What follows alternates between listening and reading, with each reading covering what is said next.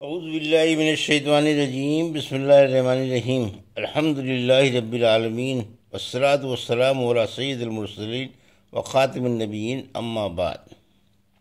صحیح بخاری، باب کتاب بدء الخلق، حدیث نمبر 3201، اردو ترجمہ۔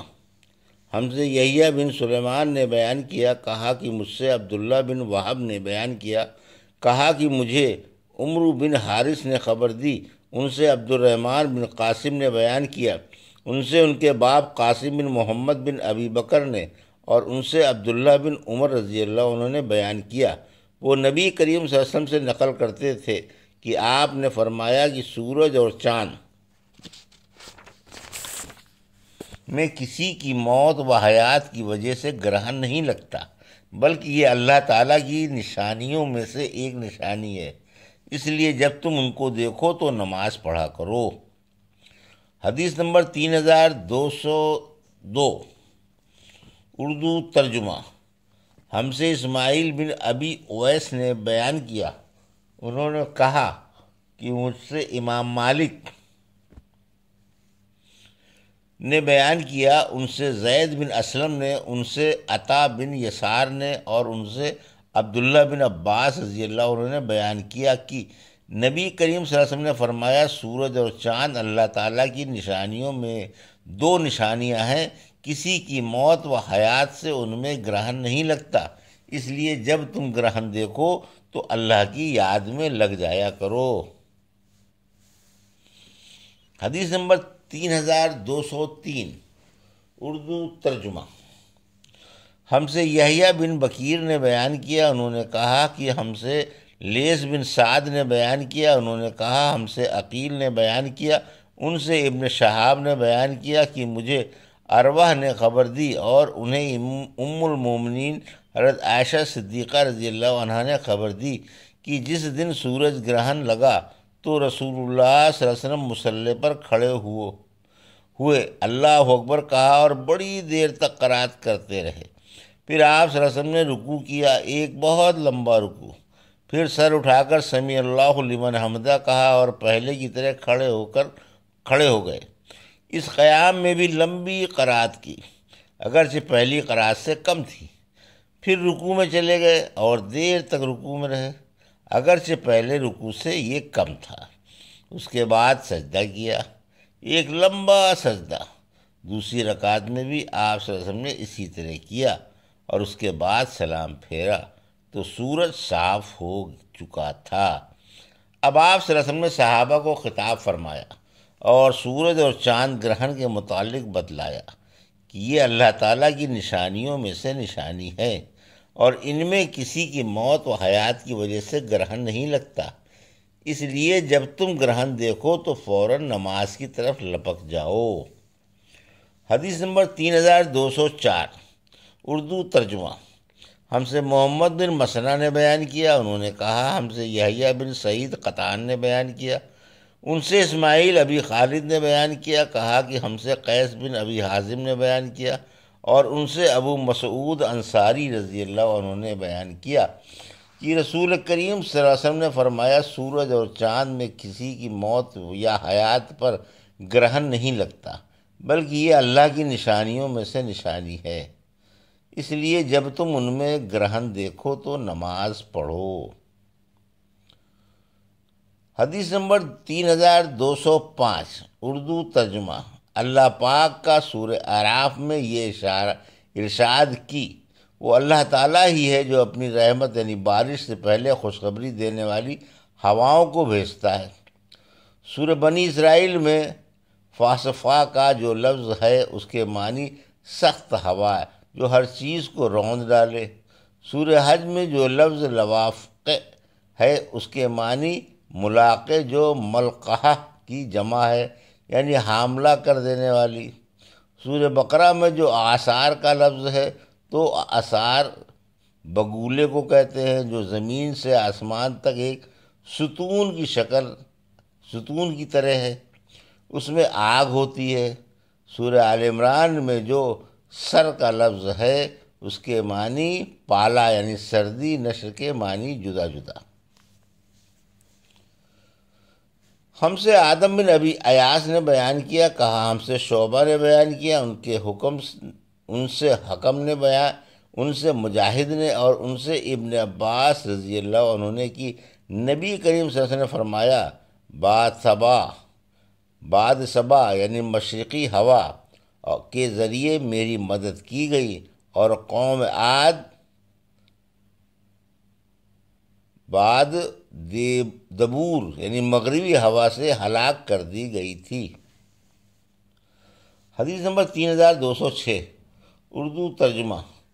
ہم سے مکی بن ابراہیم نے بیان کیا، کہا ہم سے ابن جریج نے، ان سے عطا نے، اور ان سے عائشہ رضی اللہ عنہا نے بیان کیا کہ جب نبی کریم صلی اللہ علیہ وسلم ابر کا کوئی ایسا ٹکڑا دیکھتے جس سے بارش کی امید ہوتی تو آپ کبھی آگے آتے، کبھی پیچھے جاتے، کبھی گھر کے اندر تشریف لاتے، کبھی باہر آ جاتے، اور چہرہ مبارک کا رنگ بدل جاتا، لیکن جب بارش ہونے لگتی تو پھر یہ کیفیت باقی نہ رہتی۔ ایک مرتبہ حضرت عائشہ رضی اللہ عنہا نے اس کے متعلق آپ سے پوچھا تو آپ نے فرمایا، میں نہیں جانتا، ممکن ہے یہ بادل بھی ویسا ہی ہو جس کے بارے میں قوم عاد نے کہا تھا جب انہوں نے بادل کو اپنی وادیوں کی طرف آتے دیکھا تھا، آخر آیت تک، کہ ان کے لیے رحمت کا بادل آیا ہے، حالانکہ وہ عذاب کا بادل تھا۔ حدیث نمبر 3207 اردو ترجمہ۔ فرشتوں کا بیان۔ ہم سے حدبتہ بن خالد نے بیان کیا، کہا ہم سے حمام نے بیان کیا، ان سے قتادہ نے دوسری سند، اور مجھ سے خلیفہ بن خیاط نے بیان کیا، کہا ہم سے یزید بن زریع نے بیان کیا، کہا ہم سے سعید بن ابی عروبہ نے اور حشام دستوائی نے بیان کیا، کہا ہم سے قتادہ نے بیان کیا، کہا ہم سے حضرت انس بن مالک رضی اللہ عنہ نے بیان کیا، اور ان سے مالک بن سعصع رضی اللہ عنہ نے بیان کیا کہ نبی کریم صلی اللہ علیہ وسلم نے فرمایا، میں ایک دفعہ بیت اللہ کے قریب نیند اور بیداری کی درمیانی حالت میں تھا، پھر آن حضرت صلی اللہ علیہ وسلم نے دو آدمیوں کے درمیان لیٹے ہوئے ایک تیسرے آدمی کا ذکر فرمایا۔ اس کے بعد میرے پاس سونے کا ایک تشت لایا گیا جو حکمت اور ایمان سے بھرپور تھا، پھر میرا پیٹ زمزم کے پانی سے دھویا گیا اور اسے حکمت اور ایمان سے بھر دیا گیا۔ اس کے بعد میرے پاس ایک سواری لائی گئی، سفید خچر سے چھوٹی اور گدھے سے بڑی یعنی براق۔ میں اس پر سوار ہو کر جبرائیل علیہ السلام کے ساتھ چلا۔ جب ہم آسمان دنیا پر پہنچے تو پوچھا گیا کہ یہ کون صاحب ہیں؟ انہوں نے کہا کہ جبرائیل۔ پوچھا گیا کہ آپ کے ساتھ اور کون صاحب آئے ہیں؟ انہوں نے بتایا محمد صلی اللہ علیہ وسلم۔ پوچھا گیا کہ کیا انہیں بلانے کے لیے آپ کو بھیجا گیا تھا؟ انہوں نے کہا کہ ہاں۔ اس پر جواب آیا کہ اچھی کشادہ جگہ آنے والے کیا ہی مبارک ہیں۔ پھر میں آدم کی خدمت میں حاضر ہوا اور انہیں سلام کیا۔ انہوں نے فرمایا، آؤ پیارے بیٹے، اچھے نبی۔ اس کے بعد ہم دوسرے آسمان پر پہنچے، یہاں بھی وہی سوال ہوا، کون صاحب ہیں؟ کہا کہ جبرائیل۔ سوال ہوا، آپ کے ساتھ کوئی اور صاحب بھی آئے ہیں؟ کہا کہ محمد صلی اللہ علیہ وسلم۔ سوال ہوا، انہیں بلانے کے لیے آپ کو بھیجا گیا تھا؟ کہا کہ ہاں۔ اب ادھر سے جواب آیا، اچھی کشادہ جگہ آئے ہیں، آنے والے کیا ہی مبارک ہیں۔ اس کے بعد میں عیسیٰ اور یحییٰ سے ملا۔ ان حضرات نے بھی خوش آمدید مرحبا کہا اپنے بھائی اور نبی کو۔ پھر ہم تیسرے آسمان پر آئے، یہاں بھی سوال ہوا، کون صاحب ہیں؟ جواب ملا، جبرائیل۔ سوال ہوا، آپ کے ساتھ بھی کوئی ہے؟ کہا کہ محمد صلی اللہ علیہ وسلم۔ سوال ہوا، انہیں بلانے کے لیے آپ کو بھیجا گیا تھا؟ انہوں نے بتلایا کہ ہاں۔ اب آواز آئی، اچھی کشادہ جگہ آئے، آنے والے کیا ہی صالح ہیں۔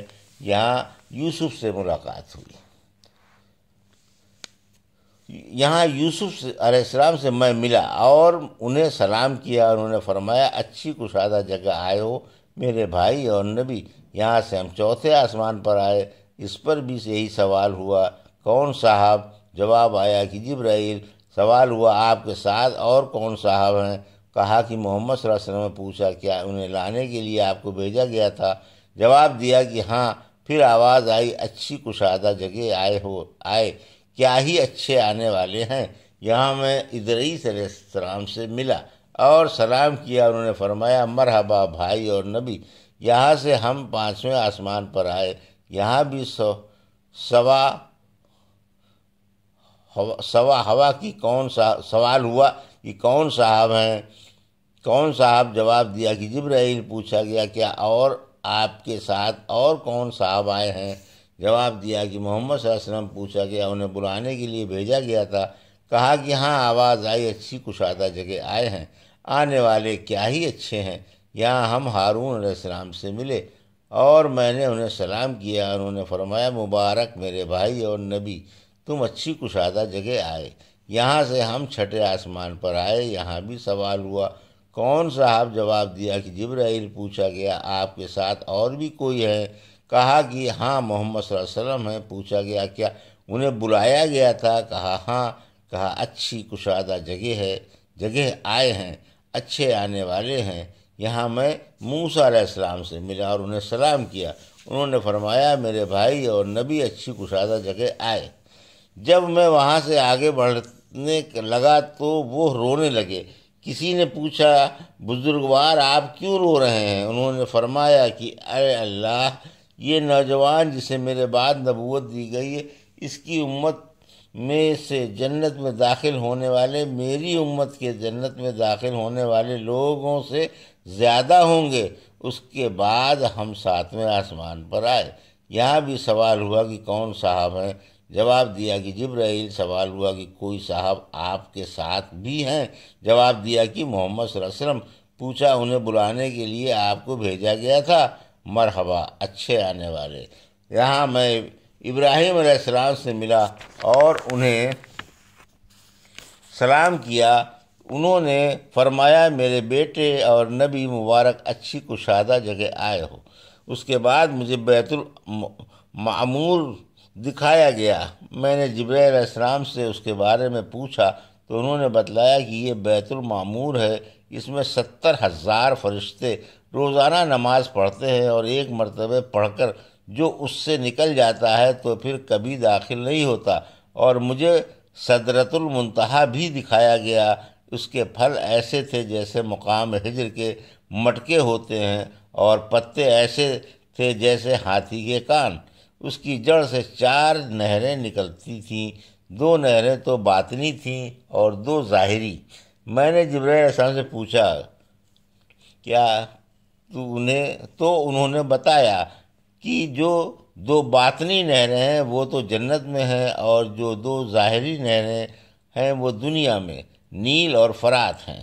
اس کے بعد مجھ پر 50 وقت کی نمازیں فرض کی گئی۔ میں جب واپس ہوا اور موسیٰ سے ملا تو انہوں نے پوچھا کہ کیا کر کے آئے ہو؟ میں نے عرض کیا کہ 50 نمازیں مجھ پر فرض کی گئی ہیں۔ انہوں نے فرمایا کہ انسانوں کو میں تم سے زیادہ جانتا ہوں، بنی اسرائیل کا مجھے بڑا تجربہ ہو چکا ہے۔ تمہاری امت بھی اتنی نمازوں کی طاقت نہیں رکھتی، اس لیے اپنے رب کی بارگاہ میں دوبارہ حاضری دو اور کچھ تخفیف کی درخواست کرو۔ میں واپس ہوا تو اللہ تعالیٰ نے نمازیں 40 وقت کی کر دی۔ پھر بھی موسیٰ علیہ السلام اپنی بات یعنی تخفیف کرانے پر مصر رہے۔ اس مرتبہ 30 وقت کی رہ گئی۔ پھر انہوں نے وہی جب فرمایا تو اب 20 وقت کی اللہ تعالیٰ نے کر دی۔ پھر موسیٰ نے وہی فرمایا، اور اس مرتبہ بارگاہ رب العزت میں میری درخواست کی پیشی پر اللہ تعالیٰ نے انہیں 10 کر دیا۔ میں موسیٰ علیہ السلام کے پاس آیا تو اب بھی انہوں نے کم کرانے کے لیے اپنا اصرار جاری رکھا، اور اس مرتبہ اللہ تعالیٰ نے 5 وقت کی کر دی۔ اب میں موسیٰ علیہ السلام سے ملا تو انہوں نے پھر دریافت فرمایا کہ کیا ہوا؟ میں نے کہا کہ اللہ تعالیٰ نے 5 کر دی ہیں۔ اس مرتبہ بھی انہوں نے کم کرانے کا اصرار کیا۔ میں نے کہا کہ اب تو میں اللہ تعالیٰ کے سپرد کر چکا۔ پھر آواز آئی، میں نے اپنا فریضہ 5 نمازوں کا جاری کر دیا، اپنے بندوں پر تخفیف کر چکا، اور میں ایک نیکی کا بدلہ 10 گنا دیتا ہوں۔ اور حمام نے کہا، اس سے قتادہ نے کہا، اس سے حسن نے، ان سے ابو ہریرہ رضی اللہ عنہ نے نبی کریم صلی اللہ علیہ وسلم سے بیت المعمور کے بارے میں الگ روایت ہے۔ یہ تھی صحیح بخاری باب کتاب بدع الخلق کی حدیث نمبر 3201 سے 3207 کا اردو ترجمہ، جو ابھی آپ نے سماعت فرمایا۔ اللہ سے دعا ہے کہ اللہ ہمیں ان حدیثوں کی صحیح سمجھ عطا فرما اور ان پر عمل کرنے کی توفیق عطا فرما۔ آمین یا رب العالمین۔